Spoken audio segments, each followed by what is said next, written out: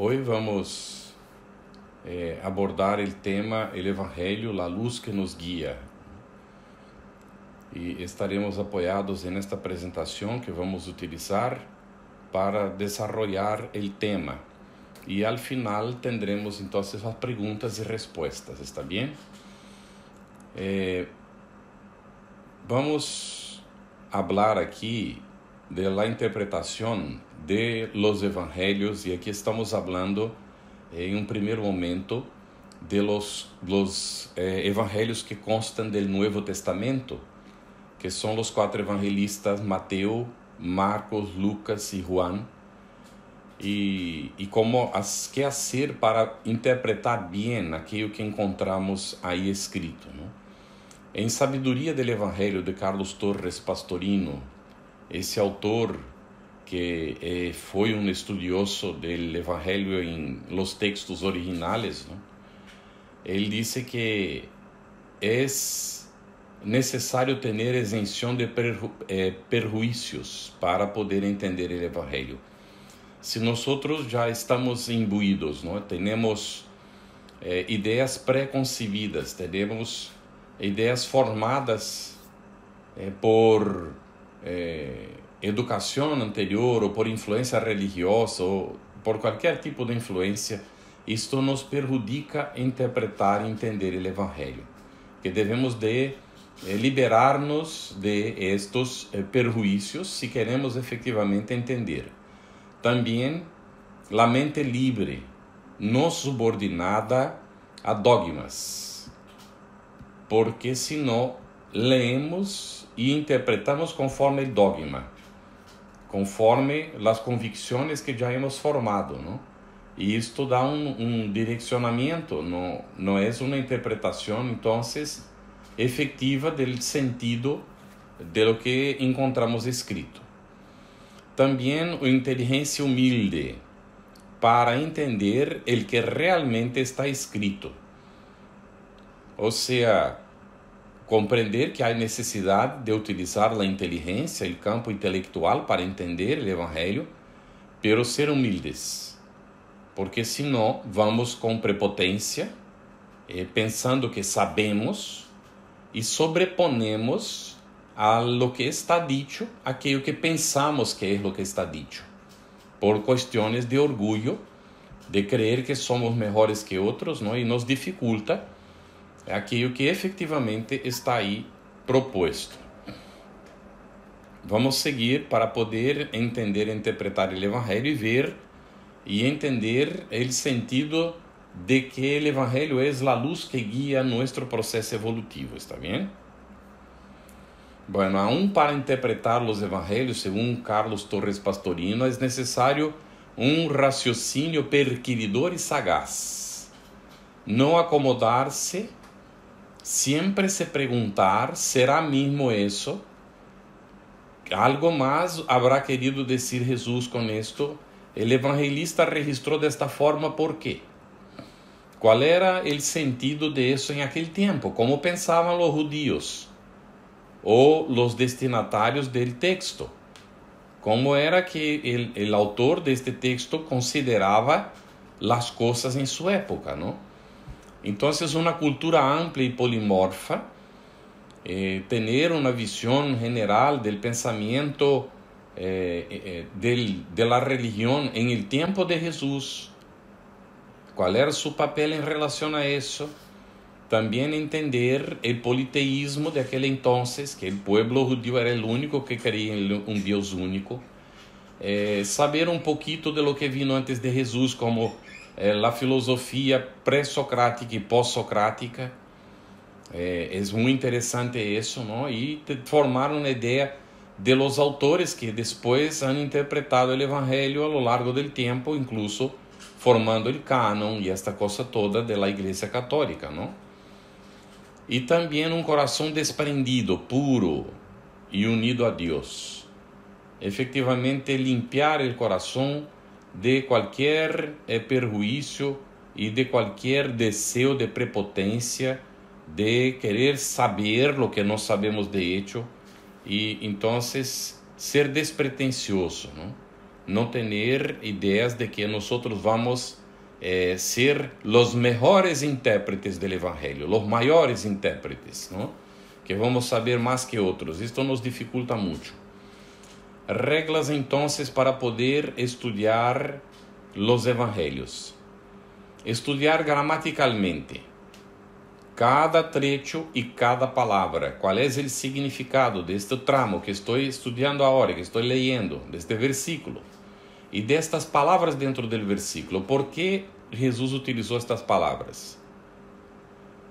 E também interpretar o texto conforme o contexto daquela época.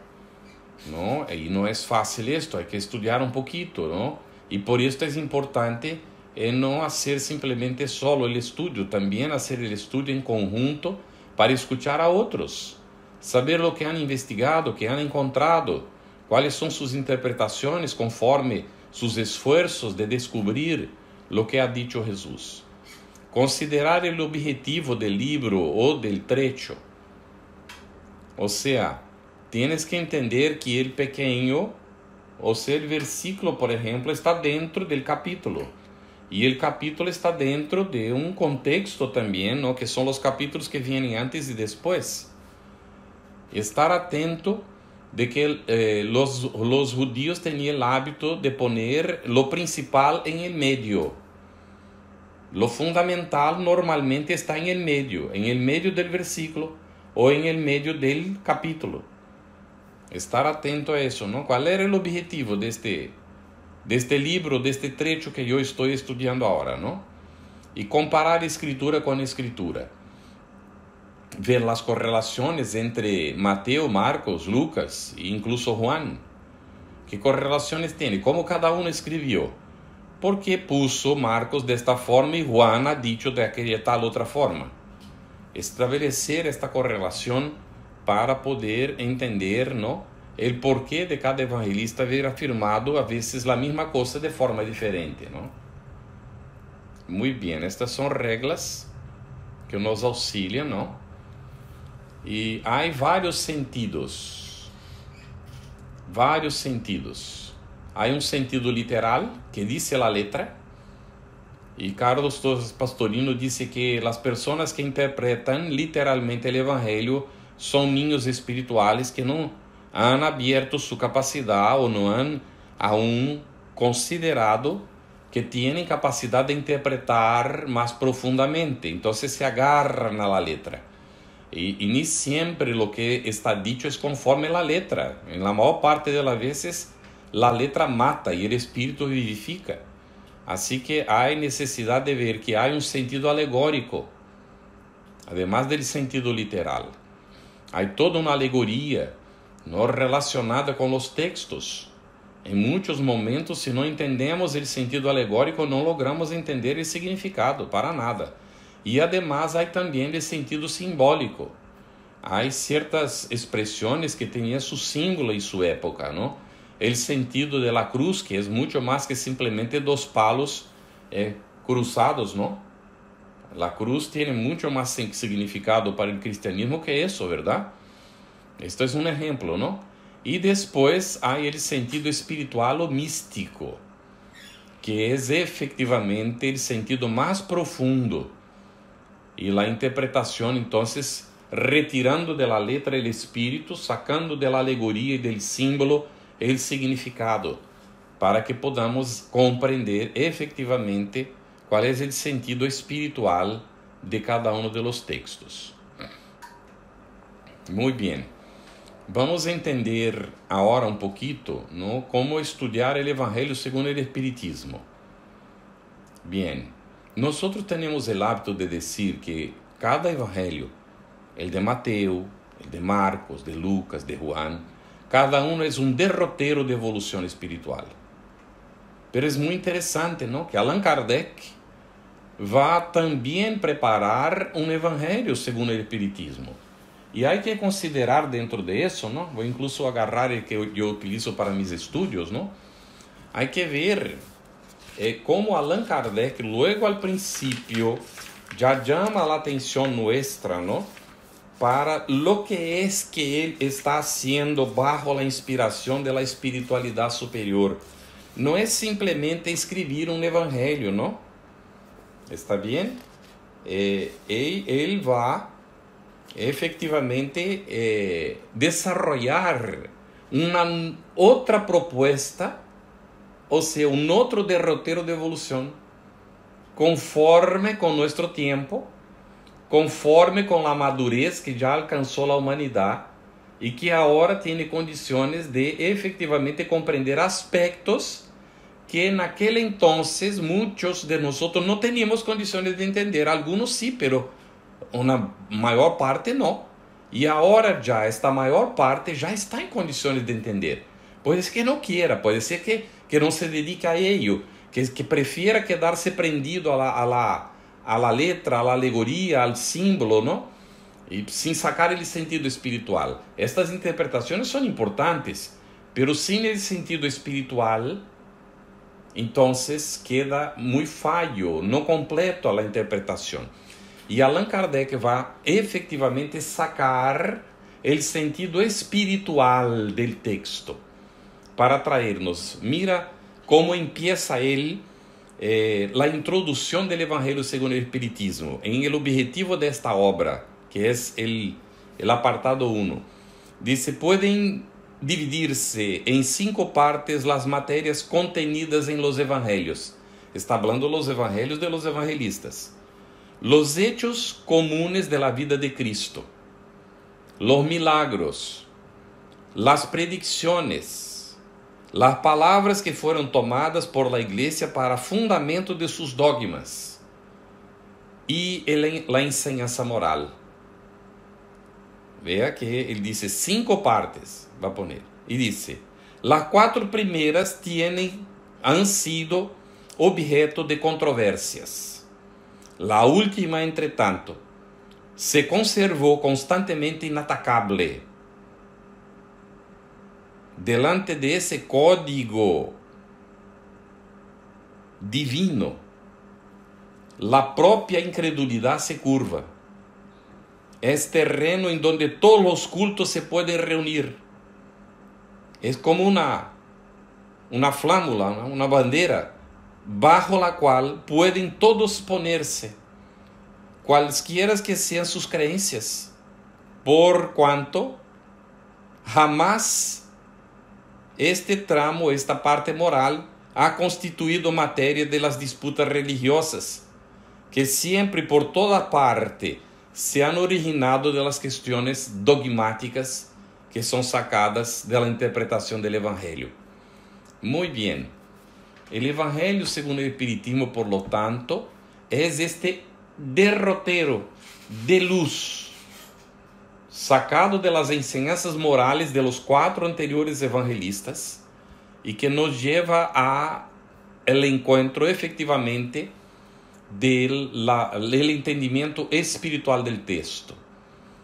Bueno, para que podamos tener una idea, vamos visitar tramos de esta obra magnífica que es el Evangelio según el Espiritismo. Y vamos considerar, antes de entrar en estos aspectos de la obra, decir de la forma como nosotros simplemente, después de todo lo que hemos visto hasta ahora de Carlos Torres Pastorino en la interpretación, de cómo nosotros podemos de manera sencilla interpretar el Evangelio según el Espiritismo en nuestro estudio en el hogar, en nuestro estudio individual, en el estudio en la casa espírita. Bueno, primero, leer el texto y entender qué dice ahí conforme a la letra. ¿Qué es lo que dice el texto? Yo abro ahora mismo, aquí al azar, un tramo del Evangelio. Y aquí ha caído para mí el capítulo 10, el ítem 21 del capítulo 10. ¿Habrá casos en que convenga se desvende el mal de otras personas? Mira que es una pregunta y viene la respuesta, Yo leo la respuesta y puedo entender literalmente lo que está dicho. Pero yo puedo también preguntar, ¿cuál es el sentido espiritual de ¿Qué significa eso en términos espirituales. ¿Qué quiere decir esto en relación al mi semejante? ¿No? Y puedo preguntar, ¿qué es lo que esta lección está diciendo para mí, particularmente? ¿Está bien? Entonces, interpretación conforme a la letra, la interpretación de lo que dice la lección para toda la gente, ¿no?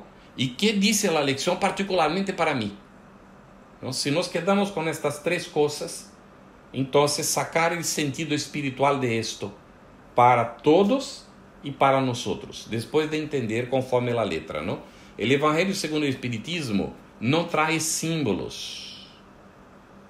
¿Está bien? Es directa la lectura. La enseñanza es directa. No trae símbolos. No trae alegorías. Entonces no tenemos que preocuparnos con esto. Podemos entender qué dice la letra y cuál es el sentido espiritual de esta enseñanza, de este mensaje, de lo que escribió Kardec para todos. Para mi familia dentro del hogar, para el centro espírita en donde estoy, para la sociedad como un todo. ¿Y qué significa esta lección para mí? ¿Está bien? Y con estas tres formas hacemos un disecado, una profundización del texto, ¿no? Pero vamos entonces a examinar este camino de luz que es el Evangelio según el Espiritismo. Objetivo de la obra está dentro de la introducción. Autoridad de la doctrina espírita. Mira, Allan Kardec va a tratar de los caracteres, ¿no?, de la revelación espírita en la Génesis. Pero aquí en el Evangelio según el Espiritismo trata de la autoridad de la doctrina espírita. Y que esta autoridad está centrada en el control universal de la enseñanza de los espíritus. Mira que él está dando la base de autoridad para la propia doctrina espírita dentro del Evangelio según el Espiritismo, al comenzar el Evangelio según el Espiritismo. Consideremos que ya estaban escritos entonces el libro de los espíritus y el libro de los médiuns. ¿Está bien?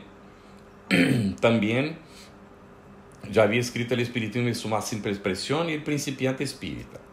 Bien, entonces está dando las bases de la autoridad de lo que vamos a encontrar dentro de la obra. No nos olvidemos, Allan Kardec destacó, va a tratar en el Evangelio según el Espiritismo el aspecto moral de la revelación de Jesús. ¿Está bien? Y ahí entonces, en la misma introducción, él hace una remisión a Sócrates y Platón como precursores de las ideas cristianas y del propio Espiritismo. Es un momento muy importante para la interpretación del Evangelio según el Espiritismo. ¿Está bien? Porque va a retomar la filosofía de Sócrates en la objetividad con que él va a tratar de la realidad espiritual, de la existencia del alma y su relación, ¿no?, con el mundo de los vivos. Y Sócrates y Platón son fundamentales para comprender esta revelación progresiva que la humanidad viene recibiendo a lo largo de los tiempos. ¿Está bien? Perdón, pero creo que pasé 2. Bueno, en el capítulo 1 del Evangelio según el Espiritismo, ¿no?, en este derrotero de evolución, nosotros vamos a encontrar las orientaciones de no vine a destruir la ley. Mira lo que está haciendo Allan Kardec, después de situarnos, de dejar claro la autoridad que tiene el Espiritismo y de que está apoyado en las ideas socráticas, que es en donde primero tenemos estos precursores del cristianismo, y él viene entonces a informar que el Espiritismo tampoco viene a destruir la ley. Jesús dijo que no vino a destruir la ley. No vino a destruir la ley de Dios. Es imposible destruir la ley de Dios. ¿Está bien? La ley de Dios es una revelación progresiva hacia nosotros y el Espiritismo viene como complemento de esta revelación. Y entonces va a examinar enseguida, después de decir no vine a destruir la ley, estas 3 revelaciones para Occidente, que sería la primera con Moisés, la segunda con Jesús y la tercera que no está apoyada en nadie. que es la revelación de los espíritus directamente a nosotros los encarnados, y Hipólito Leão Denis Arrival, para que nosotros no confundiéramos la obra del hombre con la obra de la espiritualidad, él firma las obras espiritistas como Allan Kardec, buscando no personalizar esta obra.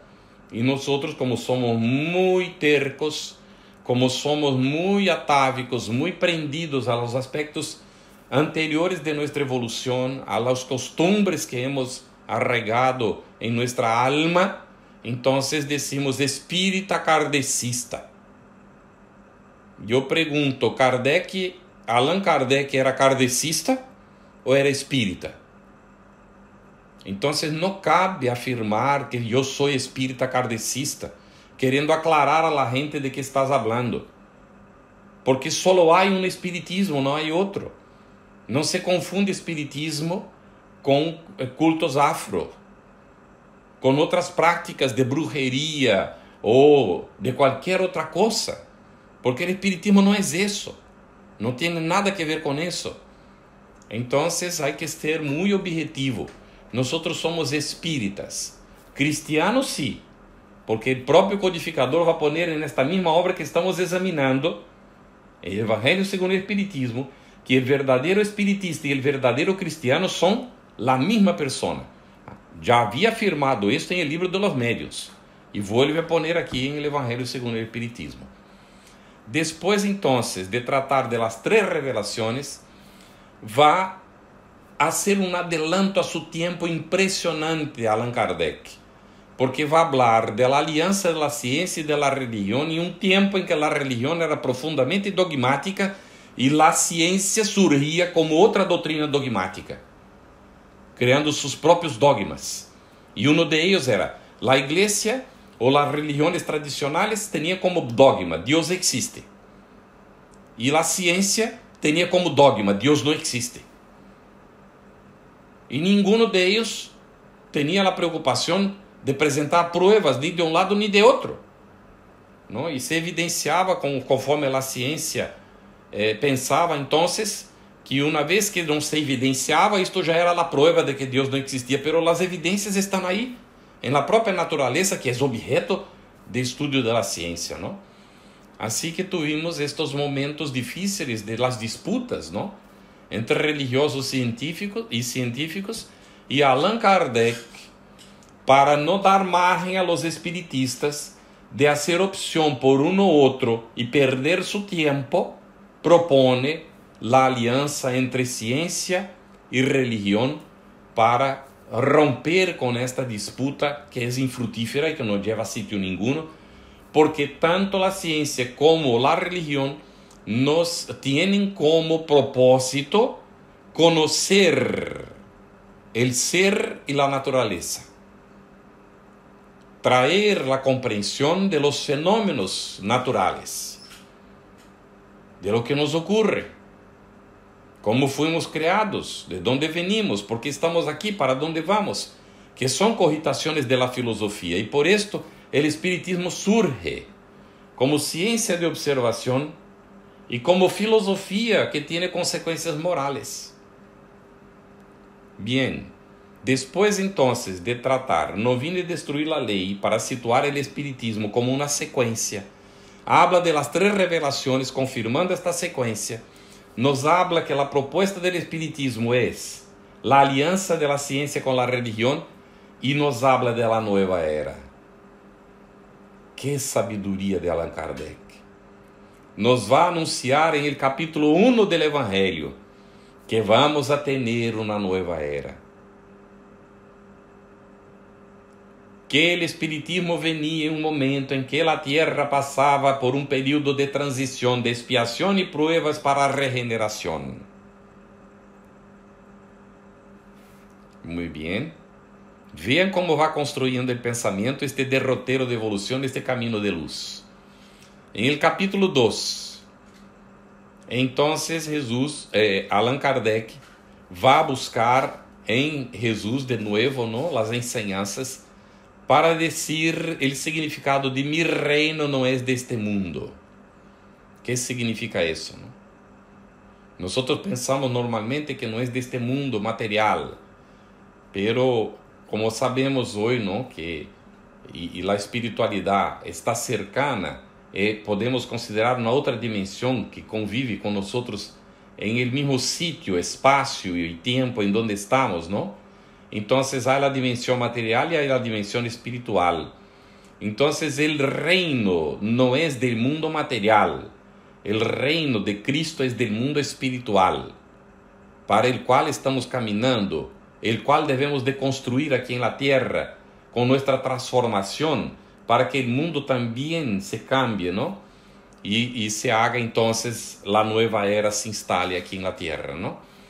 Entonces va a decir por qué el reino no es de este mundo. Y va a hablar de la vida futura y afirmar que la clave para la interpretación y el entendimiento del Evangelio de Jesús, por lo tanto de la ley de Dios,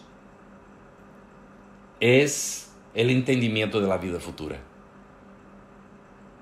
Y el entendimiento de la vida futura nos va a traer que no somos fantasmitas, que no somos almas que estamos ahí sin saber, como si fuéramos vaporecitos en un mundo que nadie sabe explicar lo que es.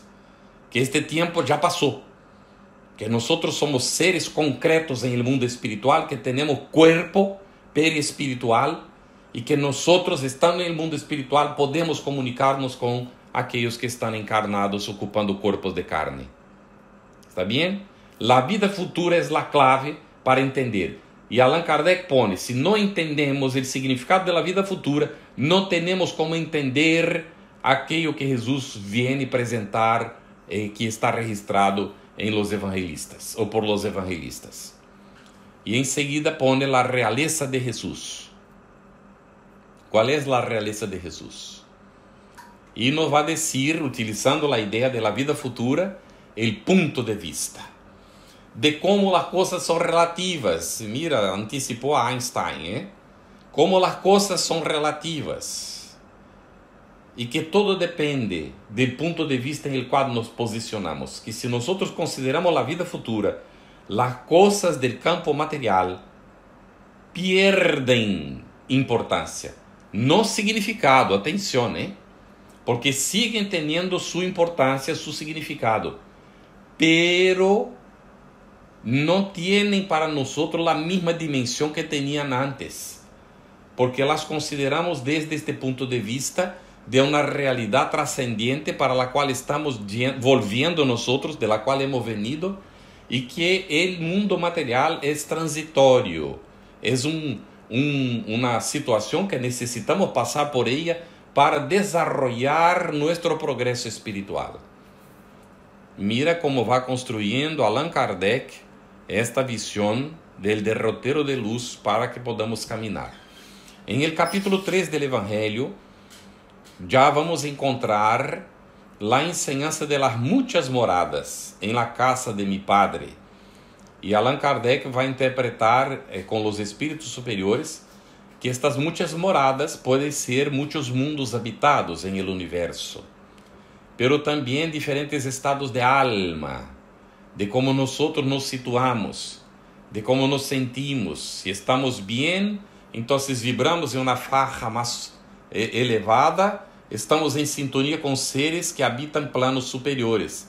Pero si estamos mal, si nosotros nos dedicamos a perjudicar al semejante, tenemos envidia, orgullo, egoísmo, entonces nosotros vibramos en una faja inferior, sintonizamos con los espíritus inferiores y estamos en aquello que la iglesia llama el infierno, o sea, un estado de alma alterado negativo, ¿no? Y no importa si encarnados o desencarnados, ¿no? Ahí están los diferentes estados de alma. Y también las categorías y progresión de los mundos. Y va a situar la Tierra en aquel momento como un planeta de expiación y pruebas, en transición para regeneración, y nos va a indicar qué es lo que tenemos que hacer, comprendiendo que es un mundo de regeneración, para poder contribuir para transformar la tierra en este mundo de regeneración. En este camino de luz, en el capítulo 4, nosotros vamos ahora a comprender la realidad de la reencarnación, la imposibilidad del ser de construir su evolución espiritual en una única existencia, hoy de media de 79 años, en el tiempo de Kardec de 50 años. ¿Está bien? Dicen que en 2019 ya será la media de vida de 80 años en la Tierra, ¿no? Y entonces, en este capítulo, el 4 del Evangelio según el Espiritismo, va Allan Kardec a examinar que nadie puede ver el reino de Dios si no naciere de nuevo. Habla sobre la resurrección y la reencarnación, como entendían los judíos esto que Jesús enseñaba de la reencarnación en su tiempo. Y habla de la importancia de los lazos de familia. Y va a hablar de los límites y necesidades de la encarnación. Es un capítulo precioso para comprender nuestro proceso evolutivo y la importancia de la familia, de los lazos de la familia consanguínea, para desarrollar la capacidad de vivir la realidad de la familia universal. Ya en el capítulo 5, y es muy curioso, Allan Kardec empieza a examinar las bienaventuranzas. Y es muy curioso lo que voy a poner dentro de un ratico. Vean bien. Él va a hablar aquí en la primera, ¿no? Bienaventuranza, que es bienaventurados los afligidos. Habla de la justicia, trata de la felicidad, lo que es la verdadera felicidad, y el porqué de las aflicciones en el mundo donde vivimos nosotros. Ahora, mira qué curioso. Da la impresión que Allan Kardec interrumpe ahora las bienaventuranzas para tratar en el capítulo 6 del Cristo Consolador. Pero no. Mira que puso primero la bienaventuranza, bienaventurados los afligidos. Y ahora va a situar el Consolador como siendo la solución para la problemática y como efectivamente el camino para que podamos comprender las bienaventuranzas en esta óptica del Consolador que prometió Jesús. Y dentro de este capítulo va a situar el Espiritismo como siendo el Consolador, pero sin exclusividad.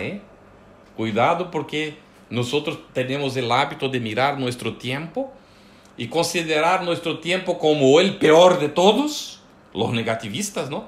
O el más importante de todos, ¿no?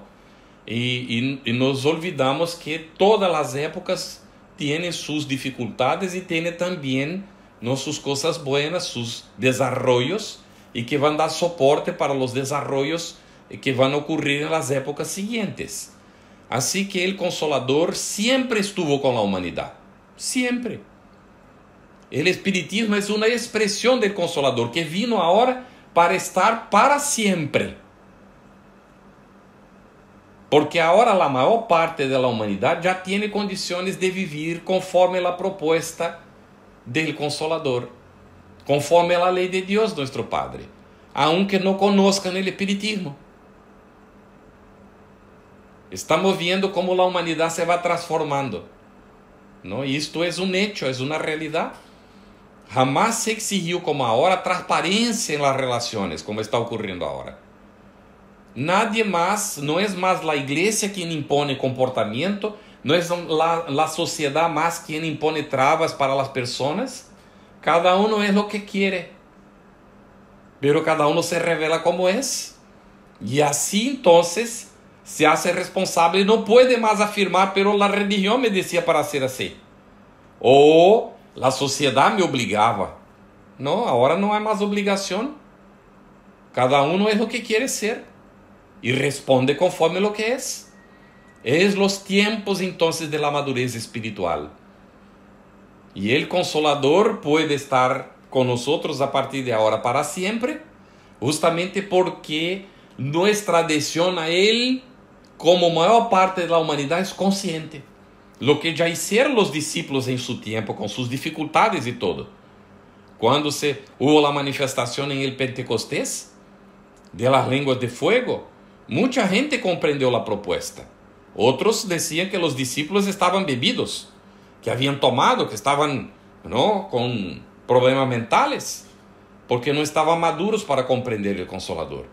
Pero el Consolador ya se había manifestado antes en Sócrates y Platón, se había manifestado también en el tiempo con Jesús, después en el Pentecostés, y más tarde podemos ver manifestaciones de él en Francisco de Asís, Juana de Arco y muchos otros, ¿no?, momentos. El propio protestantismo con Lutero, ¿no?, fue una expresión del Consolador en la tierra. Naturalmente no cumplió completamente, porque cada individuo en su reencarnación es fruto de su tiempo, y Lutero cometió sus equivocaciones, así como Calvino y Wycliffe también, ¿no?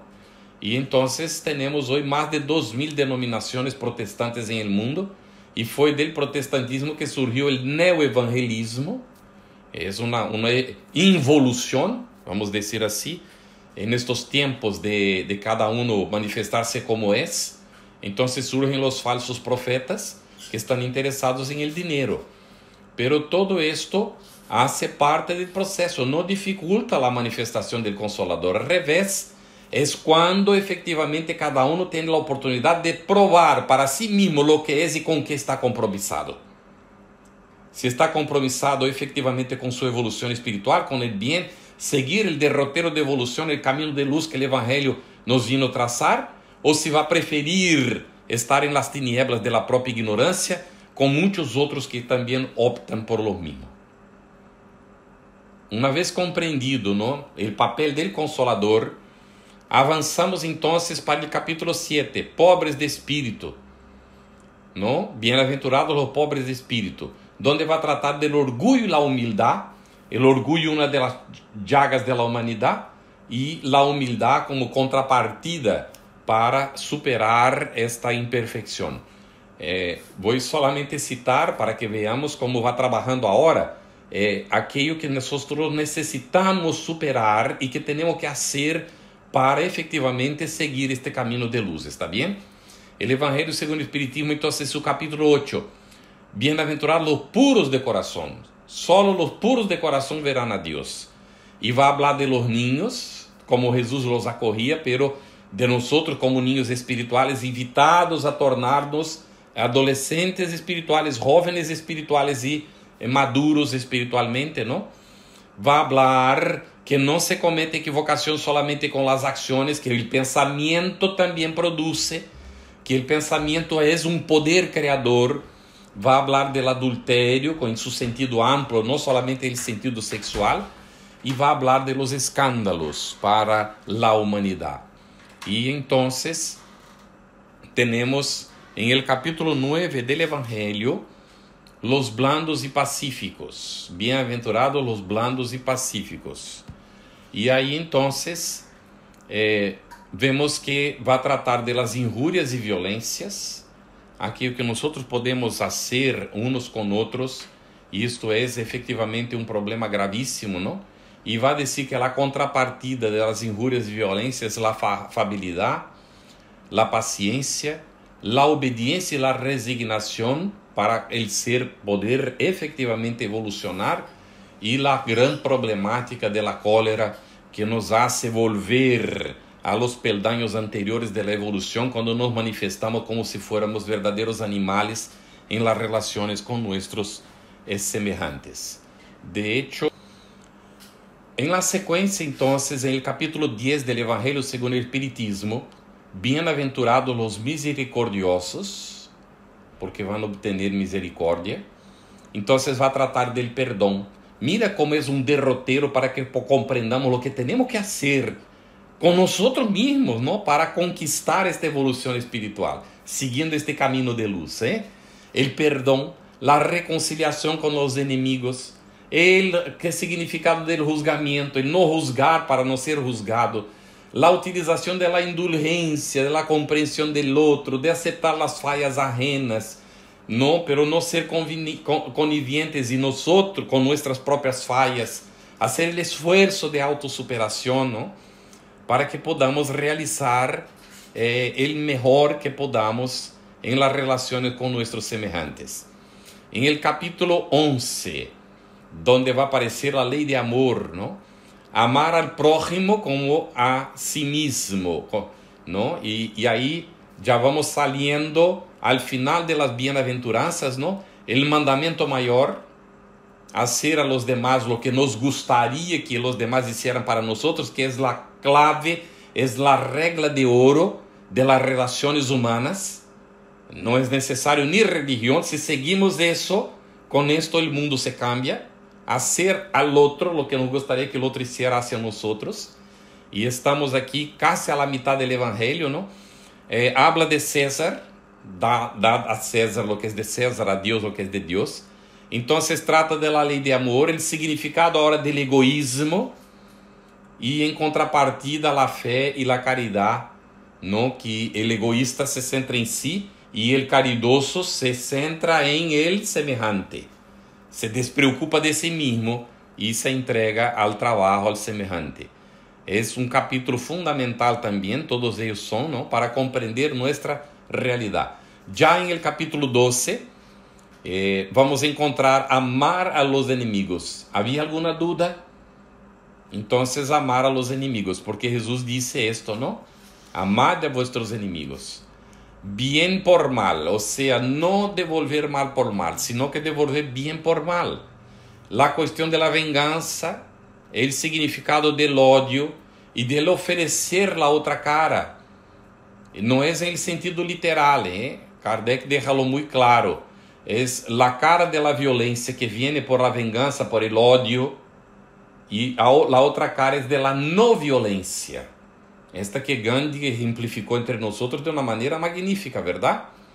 Así que entonces la otra cara fundamental, este momento de comprender la renuncia de la prepotencia, del ego, de la personalidad, para poder entonces hacer prevalecer la esencia espiritual que está en nosotros. El capítulo 13, no sepa la mano izquierda, va entonces dar el refuerzo de la problemática de la ostentación social, de la riqueza, de las posiciones sociales, ¿no?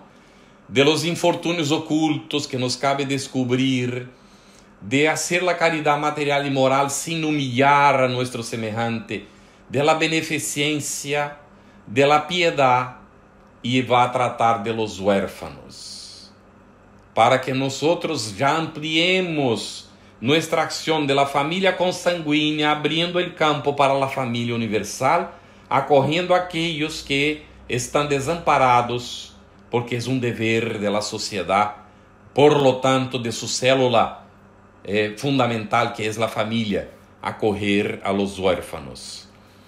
Mira que va diciendo lo que tenemos que hacer para construir nuestra evolución, ¿no? Es impresionante eso. Y en el capítulo 14, honrad a vuestro padre y a vuestra madre, nosotros vamos a entender entonces quiénes son nuestros padres, ¿no? Jesús pregunta, ¿quién es mi mamá y quién son mis hermanos, ¿no? Y habla de la ingratitud de los hijos en relación a los padres y del parentesco corporal y espiritual. Ahí trabajando la idea que fue puesta ya en los huérfanos para empezar, ¿no? De la ampliación de la familia universal. En el capítulo 15, en este derrotero de evolución, fuera de la caridad no hay salvación. La regla áurea del espiritismo, ¿no? Ahí vamos a ver quién está salvado, quién está salvo, qué es lo que salva. El buen samaritano, el mandamiento mayor otra vez, vean que en dos momentos del Evangelio pone el mandamiento mayor, en dos momentos. Aquel momento, ¿no? Allá de perdonar, y después ahora en el momento de efectivamente hacer el bien hacia el semejante. ¿Está bien? En el capítulo 16, servir a Dios y a Mamón, nos va a hablar de la riqueza, de la avaricia, de lo que hizo Saqueo. Ahí entra la parábola de los talentos, magnífica, ¿no? Ya indicando que nosotros necesitamos desarrollar el trabajo en el campo del Señor, interesados en entregados a los intereses del Padre, para que podamos entonces auxiliar nuestros semejantes a hacer lo mismo, ¿no? El empleo de la riqueza y la importancia del desprendimiento del mundo material.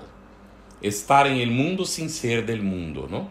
Y va avanzando para decirnos todo lo que tenemos que hacer para alcanzar la evolución espiritual. En el capítulo 17, ya la invitación magnífica, sed perfectos como perfecto es vuestro Padre Celestial. Los caracteres de la perfección.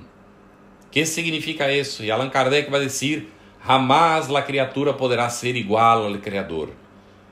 Y nosotros entonces nos ponemos esta dificultad, ¿no?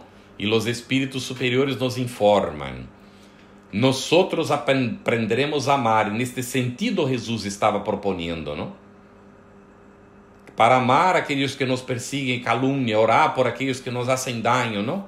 Y en este sentido, nosotros podemos ser como el Creador, en el sentido del amor universal, porque algún día amaremos a todos y a todo lo que hay, incondicionalmente, pero jamás, como Kardec dice, seremos iguales que nuestro Creador, porque el universo es infinito, nosotros tendremos siempre el que aprender, y jamás alcanzaremos el conocimiento, la sabiduría, ¿no? La expresión, el poder de nuestro Creador.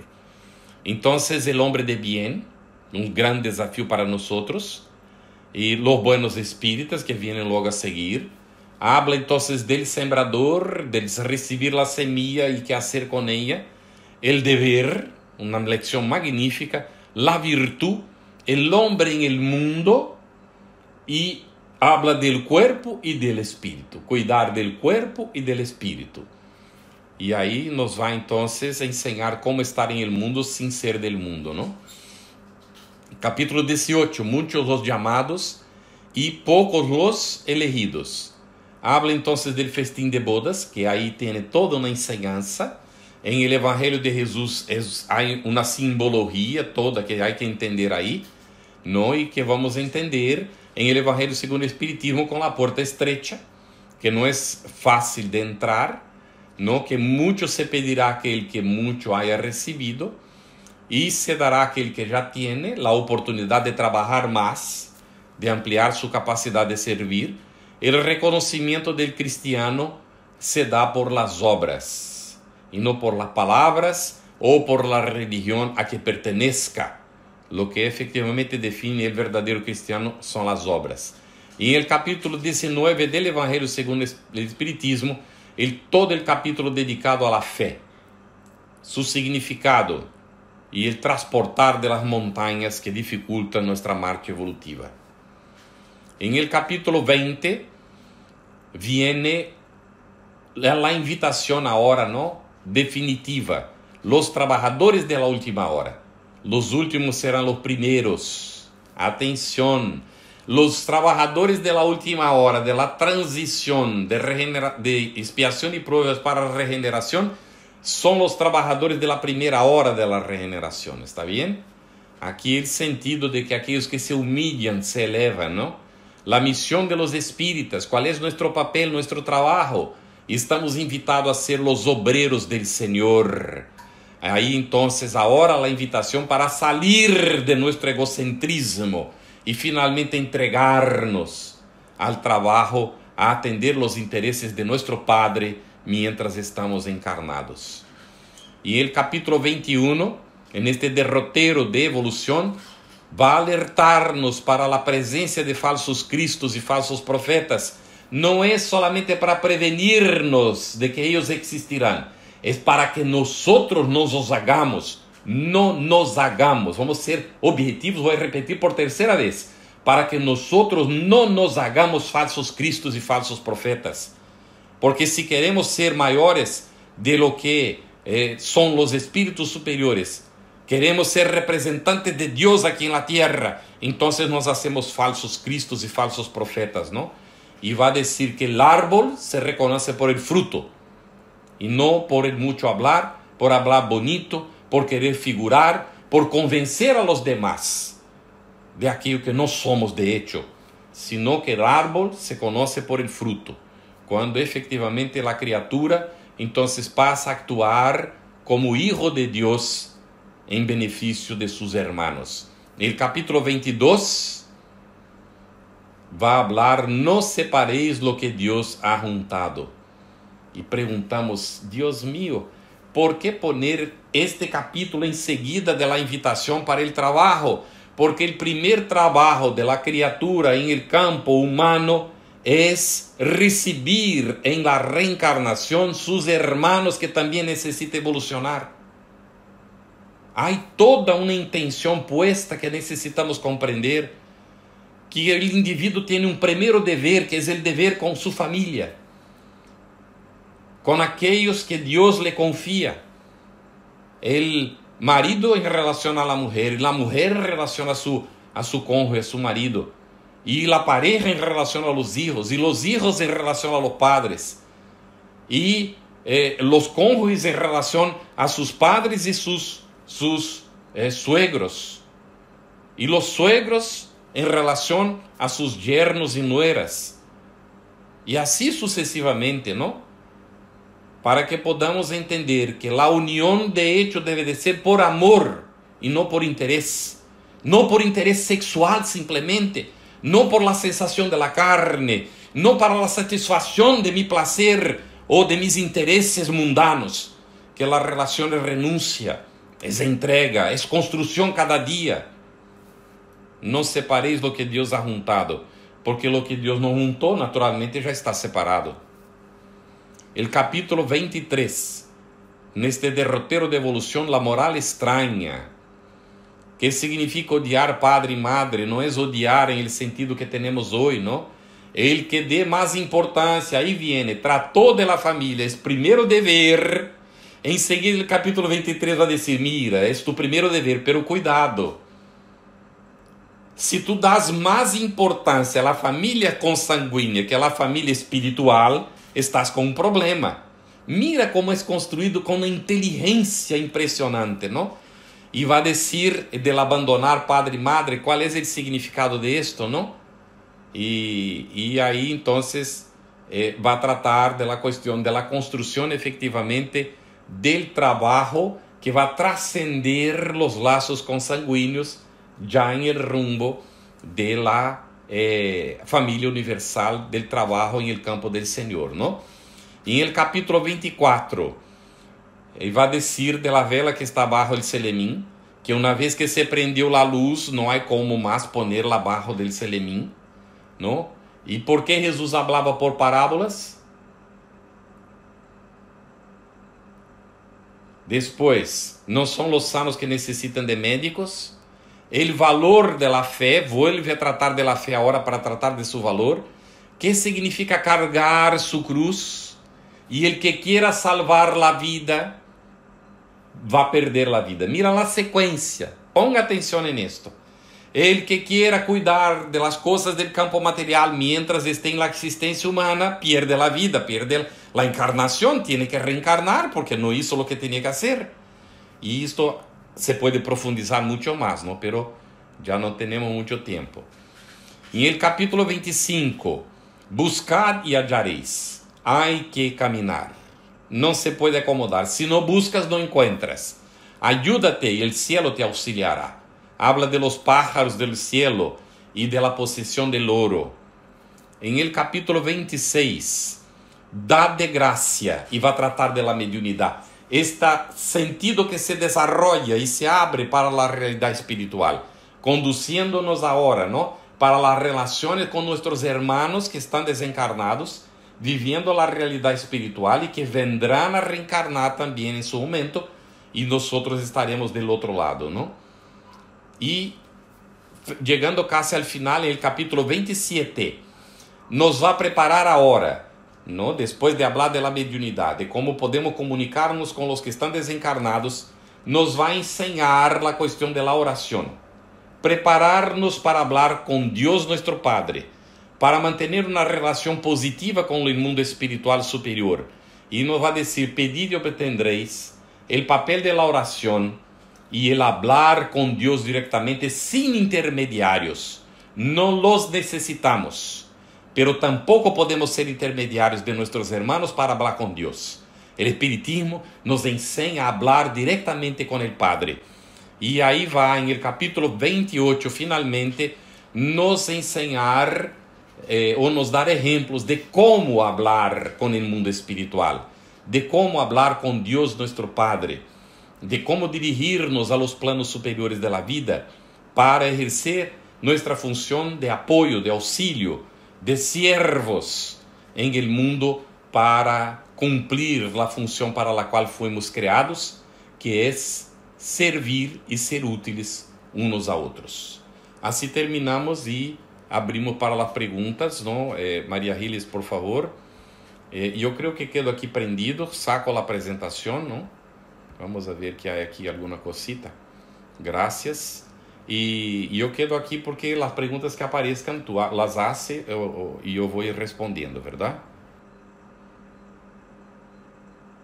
Silvia pregunta, ¿qué consejo nos das para el estudio y la vida día a día? Bueno, Silvia, sugerimos que hagamos el Evangelio por lo menos una vez a la semana en casa. Si la familia nos acompaña, magnífico. Si no nos acompaña, hacemos solos, ¿no? Por lo menos una vez a la semana, sentarse por un tiempo que puede variar de 30 minutos a una hora para leer el Evangelio. Pero el ideal, de hecho, individualmente, es que leamos el Evangelio todos los días. ¿Está bien? O que por lo menos meditemos algo de sus lecciones, ¿no? Si ya tenemos en nuestra mente, ¿no?, gravadas algunas lecciones, podemos pensar en ellas, ¿no?, durante el día. Pero ideal es, por la mañana, al despertar, ¿no?, a leer un tramito del Evangelio, hacer una pequeña meditación sobre lo que hemos encontrado, ¿no?, entender esta lección ahí que nos va a servir para el día. Y a la noche también, ¿no?, al acostarse, no cuesta mucho leer una paginita y meditar un poquito para prepararse para la noche de sueño, ¿no? En nuestra relación con el Evangelio, según el Espiritismo, podría ser diaria, pero también vale conocer el Nuevo Testamento, los 4 evangelistas, fundamentalmente, ¿no? Y entonces leer, si hacemos un propósito en este sentido, cada día un poquito. Leer unos 15 minutos, media hora, que sea, ¿no? Si tenemos tiempo, una hora. Leer hasta terminar y tener un conocimiento, desde Mateo hasta el último versículo de Juan, ¿no? Y seguir por las cartas de universales, por las cartas de Pablo, ¿no? Conocer el Nuevo Testamento es muy bueno para el espiritista, porque estamos ahora haciendo la cobertura, ¿no?, la parte de arriba de la casa, de la construcción. Empezó con el cimiento, que fueron los 10 mandamientos. Esto fue la base, el cimiento. Las paredes fueron construidas con la revelación de Jesús cristiana, ¿no? El Nuevo Testamento. Y ahí viene la cobertura, que es la revelación que han traído los espíritus y que llamamos de espiritismo. Así que si nosotros estamos poniendo la cobertura y no conocemos el alicerce ni las paredes, ¿cómo hacemos? ¿No? Las vigas maestras que fueron puestas por el cristianismo, ¿no?, para levantar la casa, ¿no? Es simbólico eso, pero para poder entender. Así que sugerimos esta lectura diaria. Nosotros hacemos una lectura diaria de Allan Kardec. Empezamos con el Libro de los Espíritus y vamos hasta la Revista Espírita de 1868 y empezamos otra vez, ¿no?, a leer 1869, perdón, y ahí empezamos de nuevo, terminamos con la Revista Espírita, volvemos al Libro de los Espíritus, leyendo toda la codificación y estudiándola. Hace años que hacemos esto, todos los días un poquito, un tramito, ¿no? Hay días que tenemos más tiempo, leemos más, y así vamos, ¿no? Y el Evangelio, los 4 evangelistas ya hemos leído 2 veces en familia. Hacemos una lectura diaria en familia y fuimos leyendo, cada uno leyendo unos pedacitos, y cuando hemos visto ya habíamos terminado con Juan, E aí agarramos uma outra etapa, Mateus, e vamos assim, onde está a referência? Hicimos um estudo cruzado. Aqui está em Mateus, pero também está em Lucas. Vamos allá conferir que diz Lucas de esto. E aqui este tramo está em Juan. Vamos ver que diz Juan e tal, não? E fomos estudando desta forma. Assim que sugerimos que a relação com o Espiritismo seja diária. E quem não conhece bem o Evangelho, que também a relação com o Evangelho seja de todos os dias. Uma vez que estudamos, já passa a ser de todos os dias, porque estaremos tentando aplicar o que hemos aprendido. E assim a relação será diária com o Evangelho, ¿está bem? Muito boa a pergunta. Alguma outra?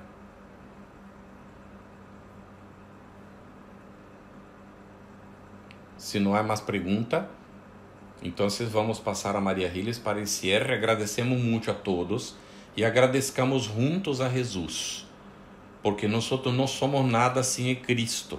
E Jesus nos revelou, não, o Cristo, que é a essência divina que está em nós, para que nós pudiéramos, como pessoas, sintonizar com o Cristo interno que temos, para que se cumpra a vontade de Deus em nós, para nos fazer verdadeiros servidores em el campo de amor de nosso Padre, que é o universo.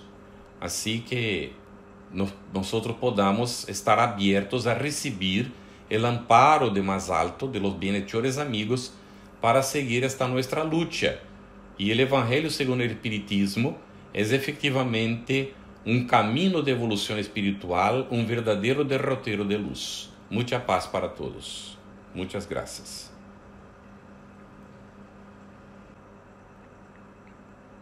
Divino Maestro Jesus,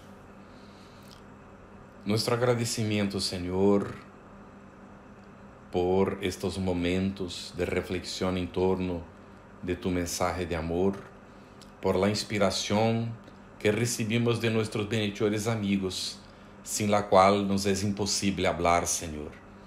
Agradecemos a Deus, nosso Padre, a bendição de la vida, as oportunidades renovadas que temos de aprender, de desarrollar-nos, de hacernos úteis. Agradecemos a bendição da família que temos, de las lutas difíceis que enfrentamos, seja em el âmbito da família ou em sua ausência. Agradecemos por los amigos, pero também por aqueles que nos persiguen, que não compreendem, que nos caluniam.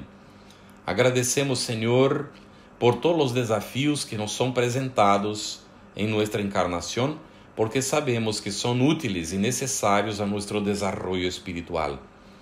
Oramos pedindo por los familiares de todos nós que aqui estamos reunidos, que nossos hogares recebam vibrações de paz, de luz. Também pedimos, Senhor, por el Centro de Estudos Espíritas Sem Fronteiras, que nos acorre, nos recebe, nos dá a oportunidade destes encontros, que todos seus trabalhadores recebam vibrações de muita paz, de perseverança, e que os benhechores espirituais que são encargados de ele recebam nossa gratidão por sua paciência, sua perseverança, sua orientação amiga e segura. E assim, Senhor, vibramos também por la Federação Espírita Espanhola, a la qual o Centro de Estudos Espíritas Sem Fronteiras está afiliado. Oramos por sua junta diretiva, por seus trabalhadores, por todos os centros espíritas que são membros. Pedimos, Senhor, por el movimento espírita de Espanha e de todo o mundo, que tus bendições de paz e luz puedan alcançar, Divino Maestro Jesus, los corazones de todos nuestros hermanos en humanidad. Gracias te damos a ti, gracias damos a Dios nuestro Padre.